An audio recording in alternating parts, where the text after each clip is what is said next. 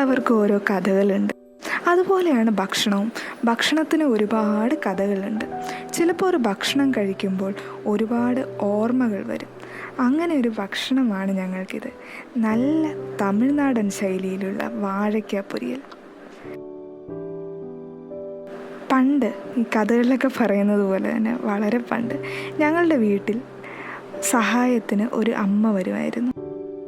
എൻ്റെ ചെറുപ്പകാലത്താണ്. ഒരു 70-75 വയസ്സുണ്ടായിരുന്നു ആ അമ്മയ്ക്ക്.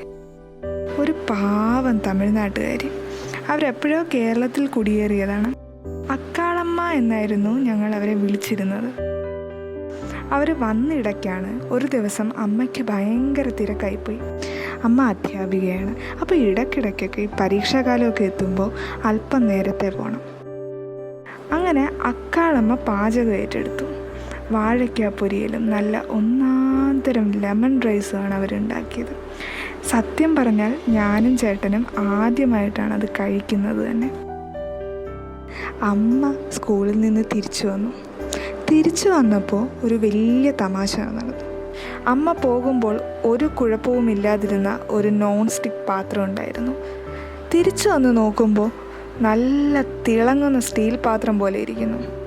പതിവ് പോലെ അമ്മ എന്നെയും ചേട്ടനെയും പിടിച്ച് ചോദ്യം ചെയ്യാൻ തുടങ്ങി. നമ്മൾക്കപ്പോൾ ഇതെന്താണ് നടന്നതെന്ന് കൂടി അറിയില്ല. അപ്പോഴൊക്കെ അക്കാളമ്മ പുറത്ത് എന്തോ പണിയിലുമായിരുന്നു. അവർ തിരിച്ചു വരുമ്പോൾ അമ്മ കാര്യം അന്വേഷിച്ചു. അപ്പോൾ അക്കാളമ്മ പറഞ്ഞു, ഇതാണോ ഇത്ര വലിയ കാര്യം? 1/2 മണിക്കൂർ എടുത്താൽ ഇത്രയും ഞാൻ ആ പാത്രം ഒന്ന് വെളുപ്പിച്ചത്. ആ വാഴയ്ക്ക പൊരിയൽ ഉണ്ടാക്കുമ്പോൾ തൊട്ട് അത് കറുത്തിരിക്കുക. അപ്പം തൊട്ട് വിചാരിക്കുക അതൊന്ന് വെളുപ്പിക്കണമെന്ന്.